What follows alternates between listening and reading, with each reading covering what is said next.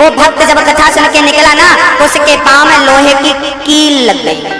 लोहे की इतनी बड़ी कील उसके पांव की हड्डी को फाड़ती हुई ऊपर आ गई, पांव को वार पार तलवे को फाड़ दिया। अब चेला लंगड़ाता, गुरुजी वैद्य जी के पास गया। वैद्य जी ने कील निकाली, मलहम पट्टी करी। अब ये लंगड़ा हो गया थोड़े दिनों के लिए, जब तक घाव नहीं लंगड़ाता हुआ गुरुजी के पास गया।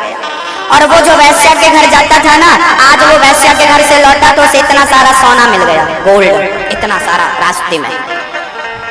चेला गुरुजी के पास गया, गुरुजी मैं सत्संग करता था तो मुझे लोहे की कील लगी, और वो वैश्या के घर जाता था उसे सोना मिल गया। कैसा न्याय है भगवान का, कैसा न्याय करता है वो, अच्छे को बुरा, बुरे को अच्छा। तब गुरुजी बोले, बेटा तू वर्तमान को देख सकता है, भविष्य को नहीं देख सकता, लेकिन जो ईश्वर है वो भविष्य को जानता है। तुझे लोहे की कील क्यों लगी, जानता है ना? गुरुजी आप बताओ। गुरुजी ने कहा, तूने बचपन से पूजा करी, बचपन से सत्संग किया, तो सत्संग के प्रभाव से जानता है क्या हुआ? बोले, आज के दिन तेरी मौत होने वाली थी, आज के दिन तू मरने वाला था, तेरी जीवन लीला समाप्त होने वाली थी, लेकिन तू सच्चे हृदय से भक्ति करता था, तो तेरी मृत्यु को भगवान ने एक लोहे की कील में तब्दील कर दिया, टाल दिया। उस परमात्मा ने लोहे की कील से तेरी मौत टल गई, तेरी मृत्यु इतने में ही निकल गई। और वो उसे सोना क्यों मिला? क्योंकि उसने पिछले जन्म में बहुत अच्छा कर्म किया था, और आज के दिन उसे राजा बनना था, बहुत बड़ा खजाना मिलने वाला था, लेकिन पाप किया तो उसके पुण्य माइनस हो गए। अब उसे इतने से गोल्ड से ही संतोष करना पड़ेगा। आज के दिन वो राजा बनने वाला था, लेकिन समय का दुरुपयोग किया तो परमात्मा ने इतना सा देकर उसके हिसाब किताब को पूरा कर दिया। बस हम जो कर रहे हैं वो करें, अच्छा कर्म करें। हम नहीं जानते कि फ्यूचर क्या है, लेकिन ईश्वर जो देता है वो आगे का देख करके देता है। यदि एक हमारे गुरुजी एक कथा सुनाते थे, पहले के जमाने में, आज के 50 साल पुरानी घटना है, ये बहुत ध्यान से सुनिएगा। एक पंडित जी एक यजमान के घर भागवत सुनाने गए। पंडित जी, यजमान की भैंस बहुत बढ़िया थी। उस जमाने में ना अधिकांश लोग गाय भैंस पालते थे और दूध से ही लोगों का गुजारा होता था। एक यजमान की बहुत बढ़िया भैंस थी और बड़ी महंगी भैंस थी। जैसे ही कथा चालू हुई, कथा के पहले दिन यजमान की भैंस मर गई, बिना कुछ कारण के जवान भैंस मर गई। यजमान बड़ा दुखी हुआ, गुरुजी हमारी भैंस मर गई। कथा शुरू की, भैंस मर गई, कुछ गलती होगी क्या? राम राम राम राम राम राम राम, भैंस मर गई, क्या करें हम, बड़ा नुकसान। उसका मन ही ना लगे। तब गुरुजी से पूछा, गुरुजी आप बताइए हमारी भैंस क्यों मरी? तब गुरुजी ने कहा, जरा अपनी जन्म कुंडली दिखा। यजमान ने अपनी जन्म पत्रिका दिखाई, तो गुरुजी ने देखा और कहा, बेटा आज तेरी मौत थी, आज तेरी मृत्यु होने वाली थी, लेकिन तूने भागवत का संकल्प लिया तो भगवान ने तेरी जगह तेरी भैंस की मृत्यु कर दी, तुझे बचा लिया, क्योंकि तुझे भागवत सुनना था। ईश्वर जो करता है अच्छा करता है, हमें नजर नहीं आता।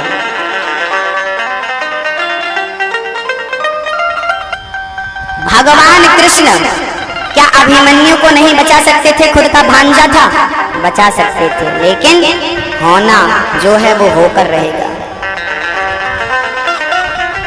ईश्वर अपने भक्त की हर प्रकार से रक्षा करते हैं यदि शरण में है तो।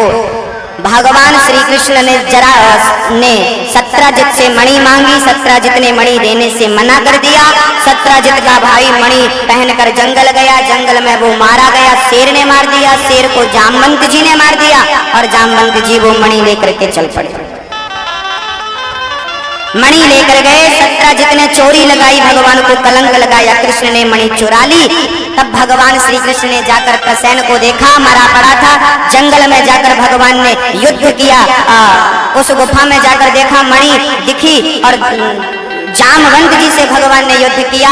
अंत में जामवंत जी पहचान गए, ये तो मेरे राम है, चरणों में गिरे, मणि वापस करी, कहा मेरी बेटी से विवाह कर लो। दूसरा विवाह भगवान का जाम्बवती से संपन्न हुआ। तीसरा विवाह भगवान का हुआ सत्यभामा से। सत्यजित की बिटिया का नाम था सत्यभामा। मणि लाकर दे दिया, ससुर जी मणि संभालो, कहा मेरी बेटी से ब्याह कर लो। तीसरा विवाह सत्यभामा से हुआ। चौथा विवाह भगवान का यमुना मैया से हुआ। सूर्य की बेटी है यमुना। सूर्य भगवान के दो पुत्र हैं, यमराज और शनि महाराज। भगवान कृष्ण के साले कौन है? शनि। जिनको शनि की 7.5 चल रही है वो भगवान कृष्ण की कथाएं सुने, कथाएं करवाए, पूजा करें कृष्ण की। जीजा जी की पूजा करो, जीजा जी मान गए तो साला क्या करेगा? शनि महाराज तो साले साथ, इसलिए हम तो जीजा को खुश करते हैं, साले को नहीं। कृष्ण भगवान जीजा है, साले साहब। यमराज कौन है? भगवान के साले, जो कृष्ण की भक्ति करेगा साले साहब पकड़ नहीं सकते, इसलिए कृष्ण की पूजा करते रहो, साले साहब दूर रहेंगे। पांचवा विवाह भगवान का उज्जैन में हुआ है मित्रविंदा के संग। और छठवां विवाह भगवान का सत्या से, 7वां विवाह भद्रा से, 8वां विवाह भगवान का लक्ष्मणा से। 16,100 विवाह, 16,100 कन्याओं को भौमासुर नाम के दैत्य ने बंदी बनाया। भगवान ने भौमासुर को युद्ध में परास्त किया, उसके चंगुल से कन्याओं को मुक्त किया। कहा देवियों आप लोग अपने अपने घर को प्रस्थान करें। चरणों में गिर के कन्याएं बोली श्याम सुंदर आपको छोड़कर हम कहाँ जाएं? भगवान ने उन कन्याओं से कहा क्या चाहती हो? बोले हम आपसे विवाह करना चाहती हैं। भगवान बोले इतनी सारी हो कैसे संपन्न हो सकता है? भगवान की मनसा नहीं थी इतने ब्याह करने की। भगवान फिर क्यों विवाह किए इतने सारे? बोले भगवान, उन कन्याओं ने कहा हम मर जाएंगी। उन कन्याओं वो मरे ना, उनके हृदय में मरने का भाव ना जागे। तो जिन नारियों को जमाना कह रहा था कि तुम पर पुरुष के पास रहकर आई हो, हम स्वीकार नहीं कर सकते, जिन्हें कोई स्वीकार नहीं कर रहा था उन्हें भगवान ने स्वीकार किया है और पत्नी का दर्जा देकर समाज में प्रतिष्ठित कराया है। दरबार में वंशी वाले के दुख दर्द मिटाए जाते हैं, दुनिया के सताए लोग यहाँ सीने से लगाए।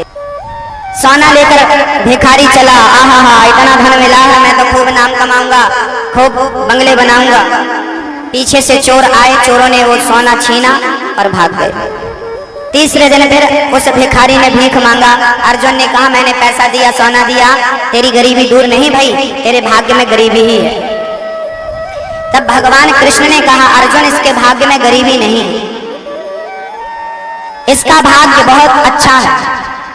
तो महाराज फिर इसकी मणि और सोना क्यों चला गया? भगवान ने अपने जेब से 2 पैसा निकाले, 2 पैसा निकाल करके भिखारी को दे दिया, ये 2 पैसे तू पकड़ो। अर्जुन, भगवान ने कहा इस 2 पैसे से ही इसकी गरीबी दूर हो जाएगी। अर्जुन बोले मैंने सोना दिया, मणि दी, इसकी गरीबी दूर नहीं भई, तो क्या 2 पैसे से गरीबी दूर हो जाएगी? भगवान बोले जाओ इसके पीछे देखो क्या होता है। भिखारी सोचा ये 2 पैसे से तो रोटी भी नहीं आने वाली। जिस तालाब में उसकी मणि गिरी थी उसी तालाब में एक मछुआरे ने जाल डाला, उसके जाल में एक ही मछली फंसी, बड़ी तड़प रही थी। भिखारी को दया आई, कहा ये मछली छोड़ दो, 2 पैसे ले लो। मछुआरे ने सोचा कि कोई बात नहीं, एक मछली के 2 पैसे ठीक हैं। उसने मछली उठाई और भिखारी के कमंडल में डाल दी। मछुआरा चला गया।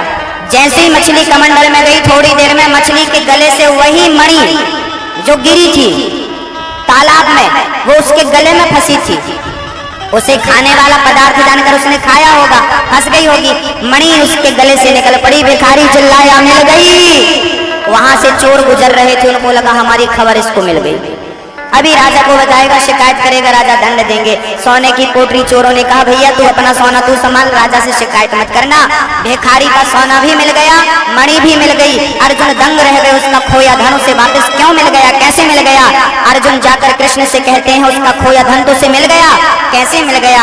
तब भगवान ने कहा जब तुमने सोना दिया, मणि दी, उसने अपने बारे में सोचा कि मैं बंगले बनाऊंगा, मैं यूं करूंगा, मैं ये करूंगा। लेकिन जब 2 पैसे मैंने दिए तो उसने अपने बारे में नहीं, उस तड़पती मछली के बारे में सोचा। और जो दूसरों के बारे में सोचता है मैं उसको धन धान्य से परिपूर्ण कर दिया करता हूँ। उसका भाग्य यदि सोया है मैं उसका भाग्य जगा दिया करता हूँ। कितना भी गरीब है, यदि दान देने का भाव है तो भगवान उसे अमीर बना देते हैं। वृंदावन में वृद्धों की सेवा, आप में से किसी माँ की सेवा वहां पर होगी। माँ बाप की सेवा जो बच्चे आज नहीं कर पाते, अपने माँ बाप को तकलीफ देते हैं, ऐसे तमाम माँ बाप की सेवा करने का हमें सौभाग्य मिलेगा। और आपके सहयोग से इन माँओं के लिए, इन पिताओं के लिए वहाँ रहने की व्यवस्थाएं होंगी, वृद्धाश्रम होगा। आपका सहयोग यदि हो तो मैं इन माँओं की सेवा कर पाऊँ जो दुखिया है, ऐसी माँओं को आश्रय मिल सके, उनका बेटा बनकर हम उन माँ को सुख दे सकें थोड़ा सा।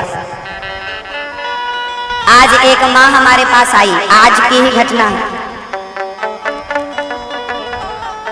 एक माँ हमारे पास आई और बहुत रोने लगी, बड़े दुखी हैं हम। किससे दुखी हैं? बेटे से। बेटा देखने नहीं आता, पानी का आसरा नहीं है, सहारा नहीं है। उस माँ ने भाव में एक बात कह दी, बेटा जब मैं मरूं तो मुझे नहीं लगता कि मेरा बेटा मुझे आग देने आएगा, मुझे अग्निदान आप करिएगा। ऐसी कितनी माएँ हैं जो आज अपने ही बच्चों से दुखी हैं। किसी बेटे को एक माँ नसीब नहीं होती। मैं बड़ा भाग्यशाली हूँ, मुझे लाखों माँओं का प्यार मिलता है, मुझे लाखों माएँ मिली हैं। मैं हर उस माँ के चरणों में लेटा हूँ, मैं हर माँ के चरणों में लेटा हूँ। और जिन माँओं के पुत्र नहीं, मैं उन माँओं का बेटा हूँ। कभी मत कहना कि मेरा बेटा नहीं है। या तो कृष्ण आपका बेटा है, या तो ये दास आपका बेटा है। आप लोग अपने आप को अकेला मत कहिएगा। हमारी जितनी माएँ हैं, यदि आपका बेटा सेवा करे तो मैं आपके बेटे को भी प्रणाम करता हूँ। धन्य है वो बेटा जो अपने माँ बाप की सेवा करता है। लेकिन कभी आपको आपके बेटे से शिकायत हो तो आप अपने आप को अकेला मत समझिएगा। कभी भी आप हमें याद करिए, जब तक सांस रहेगी भीख मांगना पड़ेगा तो मैं भीख मांग लूंगा, लेकिन अपनी माँओं की सेवा करूंगा। एक माँ नहीं, हजारों माँओं की सेवा, ऐसी हजारों माएँ हैं, जितनी हो सकेगी करूंगा। मैं मांगता हूँ अपने लिए नहीं, आप थोड़ा थोड़ा सहयोग कर रहे हैं इन माँओं के लिए। वृंदावन में बहुत जल्द इन माँओं के लिए एक आश्रम, एक व्यवस्था होगी, जहाँ इन माँओं को रहने की व्यवस्थाएं होंगी। तो अपनी माँ, जब आप इन माँओं के लिए दान करेंगे तो इन माँओं का आशीर्वाद आपको अवश्य मिलेगा, ईश्वर आपके साथ रहेगा। दान करने से भगवान कहते हैं कि मैं उसको धनवान बना दिया करता हूँ, जैसा कि उस भिखारी को 2 पैसा देकर भगवान ने धनवान बना दिया। जो इन गरीबों के बारे में, इन दीन दुखियों के बारे में सोचता है, अपने बारे में सोचने वाले अपने बच्चों को लाना चाहिए कथा में। आपके कहने से वो आपकी सेवा कभी नहीं करेगा, जब तक कोई गुरु ना कहे। हर बात नहीं मानते बच्चे आपकी, कुछ बात वो गुरुओं की मानते हैं। इसलिए कथाएं सुनाओ, बच्चों को संस्कार बनेंगे।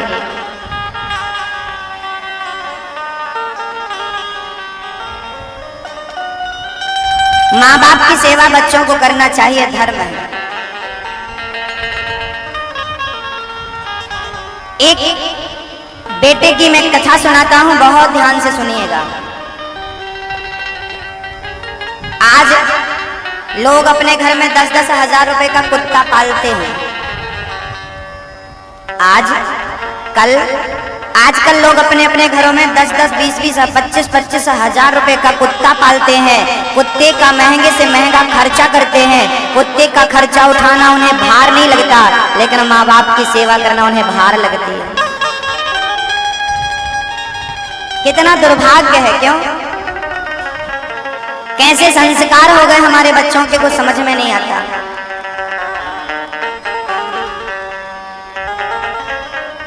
एक कुंडली के नाम का बेटा था, एक बेटा था, उस बेटे का नाम था कुंडलीक। पिता, माँ बाप का एक ही बेटा था कुंडलीक। बेटे का जब विवाह हुआ ना तो पत्नी जरा तीखी मिल गई, मिर्ची, बड़ी भयंकर थी पत्नी। सुनो, तुम्हारी माँ ने हमें सोना नहीं दिया, वो हार था शादी में, तुम्हारी माँ ने बड़ा हार पहना था, वो दिखाई नहीं पड़ रहा, पता नहीं कहाँ गया। उसकी नजर सास के धन पर रहती, कहाँ सास किसी और को तो नहीं दे रही है, कहाँ जा रहा है, क्या कर रही है। सास की हर गतिविधि पर बहू नजर रखती थी। एक दिन सास ससुर ने देखा कि हमारा बेटा अब हमारी सेवा नहीं करता, हमारी बहू से तो पाने की भी उम्मीद नहीं है। बुढ़ा बुढ़ी ने मन बनाया, चलो काशी चलते हैं, वहीं गंगा के किनारे भजन करेंगे, वहीं प्राण त्यागेंगे, बच्चों के झंझट में नहीं पड़ना चाहिए। दोनों बुढ़ा बुढ़ी तैयार हो गए। बेटा, बहू, कल सवेरे हम लोग तीर्थ यात्रा में जा रहे हैं और अब लौटकर कभी नहीं आएंगे। हाँ बेटा, तुम दोनों खुश रहना और बहुत प्यार से रहना। बेटा, बहू से झगड़ना मत। बहू, इसका मतलब अपने पति का तू ध्यान रखना। हाँ, हम जा रहे हैं और अब कभी लौटेंगे नहीं, तुम दोनों सुखी रहना। ऐसा माँ बाप कहकर जाने लगे। बहू ने कहा अपने पति से, सुनो जी, तुम्हारी सास तुम्हारी माँ जा रही है और अभी तक सोना चांदी तो दिया नहीं, इसका मतलब बैग में भर के ले जा रही है। हाँ, एक काम करो, आप बोलो हम लोग भी चल रहे हैं।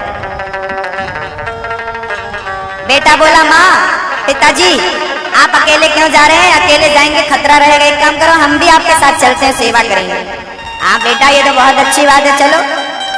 गांव से एक जत्था जा रहा था, बुढ़ा बुढ़ी दोनों हो गए, बहू और बेटा भी चल पड़े। बहू की तो नजर बैग में थी, क्या रखा है डोकरी ने, चल पड़ी। चलते चलते चलते चलते 15 दिन में वो काशी पहुंच गए।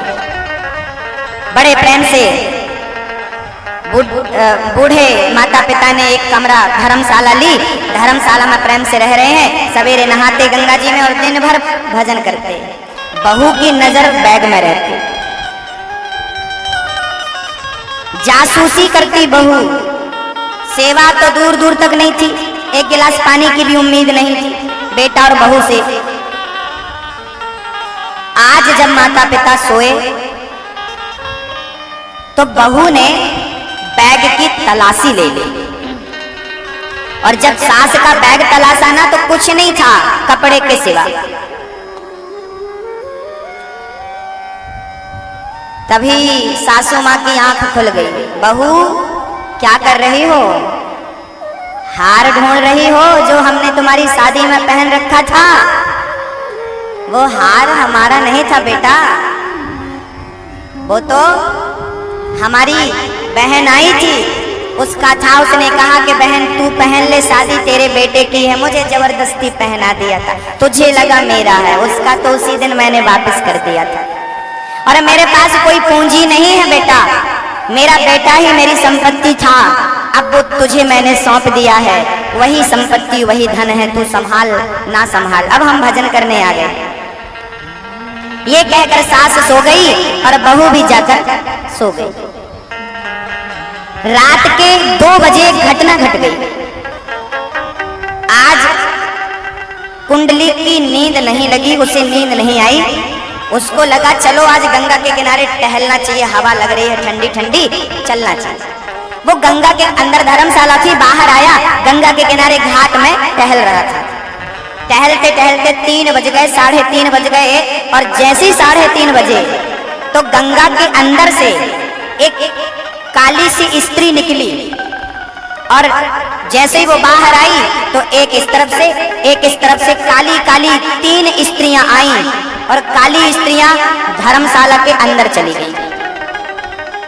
इस कुंडलीक ने देखा ये स्त्रियां कहाँ अभी प्रकट हो गई, कहाँ से आ गई, कहाँ जा रही हैं। पीछे पीछे ये भी पीछा करते चला गया। देखा तो धर्मशाला में एक बहुत बड़े तपस्वी संत रहते थे गंगा के किनारे।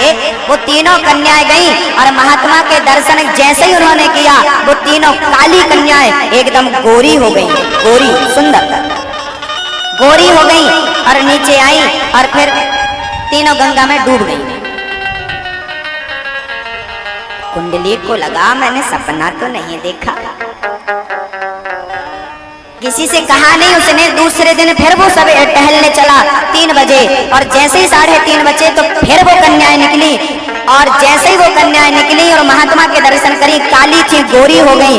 आज कुंडली ने रोका, रुको रुको रुको, कौन हो तुम तीनों, और कहाँ गई थी महात्मा के पास, और तुम काली थी गोरी कैसे हो गई? उन कन्याओं ने जवाब दिया, बेटा मेरा नाम गंगा है, इसका नाम यमुना है, इसका नाम सरस्वती है। गंगा यमुना सरस्वती है हम। अच्छा तो तुम काली क्यों हो? गंदी गंदे कपड़े क्यों पहनी हो? और वहां महात्मा को देखने जाती हो, वहां के बाद तुम बढ़िया साफ सुथरे सफेद कपड़े पहनकर निकलती हो, गोरी गोरी हो जाती हो, क्या माजरा है? ये सब क्या है? उन कन्याओं ने कहा, हम गंगा है, और जब पापी लोग पाप करते हैं ना तो हमारा शरीर काला पड़ जाता है, हमारे कपड़े काले पड़ जाते हैं, और जब ऐसे तपस्वी संत का हम दर्शन करते हैं तो हमारा सारा मैल छूट जाया करता है। और अभी 3 दिन से हमको ज्यादा गंदी हो रही है, अभी 3 दिन से हम ज्यादा गंदी हो रही हैं। बोले 3 दिन से क्यों? बोले जब से तुम आए हो ना गंगा के किनारे तब से हम ज्यादा गंदी हो रही हैं। गंगा मैया बोली, बोले तुम जैसे ही स्नान करते हो हमारा पूरा शरीर काला पड़ जाता है। तुम्हारी पत्नी जब स्नान करने आती है पूरा शरीर हमारा काला पड़ जाता है। पहले तो हम हफ्ते में 1 बार संत का दर्शन करने जाते थे, जब से तुम आए हो रोज दर्शन करना पड़ता है, अपना मैल धुलना पड़ता है। बोले हमारे दर्शन से क्यों ऐसा क्यों कह रही हो? तब कहा कि तुम कपटी बेटा हो, तुम्हारा बूढ़ा बाप तीर्थ यात्रा में निकला, तुम उसकी चापलूसी करने, तुम उसको उसका परीक्षण करने के लिए चल रहे हो कि मेरे पिता ने धन कहाँ रखा है, मेरी माँ ने धन कहाँ। अपने माँ से कपट करते हो, अपने बाप से कपट करते हो, अपने माँ बाप के रास्ते पर तुम अंगार बिछा रहे हो। जो माँ बाप की सेवा नहीं करता, माँ बाप की जासूसी करता है, माँ बाप से कपट करता है, ऐसे बेटे जब गंगा में नहाते हैं तो गंगा गंदी हो जाया करती है, काली पड़ जाया करती है, और जब ऐसे साधुओं का हम दर्शन करते हैं तो हम पवित्र हो जाया करती हैं। जब से तुम आए हो हम ज्यादा गंदी हो रही हैं। तो ऐसा तो नहीं कि जब आप लोग भी गंगा नहाने जाते हो तो गंगा को और गंदा कर देते हो। आपकी माँ घर में प्यासी है, भूखी है, और तुम गंगा नहा रहे हो तो गंगा नहाने से तुम्हें पाप लगेगा। तुम्हारी माँ तुम्हारे सर पे प्यार का जब हाथ घुमाती है ना तो गंगा स्नान करने का फल मिल जाया करता है, तीर्थों का दर्शन करने का फल मिल जाया करता है। अरे माँ के पाँव धो करके और माँ का प्रक्षालन ले लेना, माँ का पाँव धो करके जो चरणामृत है ना वही तो गंगा जल है। जो करना है वो होता नहीं और दिखावा पूरा करना है। ये स्थिति है आजकल के 99% बच्चों की। माँ बाप की सेवा होती नहीं, तीर्थ यात्रा करने को कह दो तो अभी चले जाएंगे। मैं ये नहीं कहता कि मंदिर मत जाओ, पूजा मत करो, यात्राएं मत करो, सब करो, लेकिन माँ बाप की सेवा सबसे बड़ी तीर्थ है, माँ बाप की सेवा सबसे बड़ी पूजा है। माँ बाप खुश तो भगवान खुश, माँ बाप खुश नहीं कोई खुश नहीं। लाख प्रयास कर लो, याद रखना मेरी माँ, जितने यहाँ नौजवान भाई बैठे हैं बहुत कान खोल के सुनेंगे, और खासकर बहुएं सुनेंगी। माँ का पेट भरता है ना तो माँ का पेट भरते ही बच्चे का पेट भर जाता है। माँ खाती है तो बच्चे का पेट अपने आप भर जाता है। कौन सा बच्चा? बोले जो गर्भ में है, माँ के पेट में 9 महीने का बेटा है, माँ खाती है बेटे के पेट में अपने आप चला जाता है। जैसे माँ खाए तो बेटे का पेट अपने आप भर जाता है, ऐसे माँ बाप को खिलाना, माँ बाप की सेवा करना, भगवान की सेवा अपने आप हो जाएगी। माँ की सेवा से भगवान की, जैसे पेड़ की जड़ में पानी डालो, पत्ता, डाली, शाखा, फल, फूल सब तक पानी पहुँच जाता है, नीचे पानी डाला ऊपर अपने आप पहुँच गया, ऐसे नीचे वालों की सेवा कर ली, ऊपर वाले की अपने आप सेवा हो गई। माँ बाप की सबसे ज्यादा सेवा किसने करी? कैसा बेटा होता था पहले के जमाने में? इसका एक उदाहरण सुन लीजिए। एक राजा था, नाम था मोरध्वज। मोरध्वज नाम का एक राजा था। एक ही बेटा था उसका, 5 साल का। पत्नी बहुत अच्छी थी। एक दिन धर्मराज युधिष्ठिर ने यज्ञ किया, कहा कन्हैया अर्जुन ने कहा, कन्हैया क्या मेरे भाई से बड़ा दानी दुनिया में तुम्हें कोई नजर आता है? इस दुनिया का सबसे बड़ा दानी मेरा भाई युधिष्ठिर है। भगवान कृष्ण हंसते हुए कहते हैं, अर्जुन तुम्हारा भाई लिस्ट में सबसे नीचे है, तो सबसे ऊपर कौन है? बोले सबसे बड़ा दानी इस सृष्टि का मोरध्वज है। मोरध्वज क्या दान किया उसने? हमने तो नाम नहीं सुना। अर्जुन ने कहा, भगवान ने कहा उसने क्या दान किया है, हम कह नहीं सकते। अर्जुन बोले हम परीक्षा लेना चाहते हैं। चलो, भगवान कृष्ण, अर्जुन और यमराज इन तीनों को बुलाया। यमराज जी शेर बन गए, अर्जुन और कृष्ण ब्राह्मण बन के मोरध्वज के दरवाजे में पहुंच गए। भिक्षाम देही। मोरध्वज अंदर से निकल कर आए। महाराज आइए। चरण धोया, चरणामृत लिया, भोजन प्रसादी के लिए बिठाला। ब्राह्मण बोले हम भोजन बाद में करेंगे, पहले हमारा शेर खड़ा है बाहर, 1 महीने से भूखा है, उसे खाने की कुछ व्यवस्था करो। हाँ महाराज क्या खाएगा बताइए? ब्राह्मणों ने कहा कि वो मांस खाता है और किसी बच्चे का मांस खाना चाहता है। हमने सुना है आपका कोई बेटा है। हाँ हाँ बेटा है, ताम्रध्वज। तो एक काम करो, अपने बेटे का मांस हमारे शेर को परोस दो। मोरध्वज के सामने बड़ी विडंबना थी। ब्राह्मणों को दान करने की प्रतिज्ञा कर चुके हैं और आज यदि हमने बेटे को जबरदस्ती मार दिया तो बाल हत्या लगेगी। ब्राह्मणों ने कहा देखो ज्यादा सोचो मत, हमारा शेर बुढ़ा है, इसके दांत कमजोर पड़ गए हैं, इसके दांत ये मांस को फाड़ नहीं सकता, तो आप ही अपने बच्चे को फाड़ो। आरे से चीरना पड़ेगा क्योंकि शेर बूढ़ा है ना, दांत कमजोर है, वो मांस को फाड़ नहीं सकता, तो आप दोनों ही अपने बच्चे को आरा से चीरना, आरे से चीर कर फाड़ कर और फिर मेरे शेर को डालना, तब मेरा शेर खाएगा। धर्म संकट में पड़ गए राजा, बेटे को मारेंगे तो बाल हत्या लगेगी। चरणों में गिर पड़े, महाराज आपने तो धर्म संकट में, मेरा मांस कहो तो अभी खिला दो। तभी नन्हा सा बेटा आया, 5 साल का बच्चा, कितनी अक्ल होगी, आया, पिताजी ये ब्राह्मण जो कह रहे हैं कर दो। अरे बेटा चला जाएगा तो आ जाएगा, पर आपका ये वचन चला जाएगा, मिथ्या हो जाएगा, आपका जो स्वाभिमान है चला जाएगा, आपका धर्म चला जाएगा, इसलिए देकर के मुकर जाना सबसे बड़ा पाप है, मुझे मार दो। खड़ा हो गया बेटा, खुद आरा लेकर के आया, पिता को पकड़ाया, मां पकड़ो और अपने धर्म का पालन करो। धर्म आरा चला, बेटे के सर पर आरा चलाना पड़े, यदि धर्म के कारण बेटे के सर पर आरा चलाना पड़े तो हमारे देश के धर्मात्मा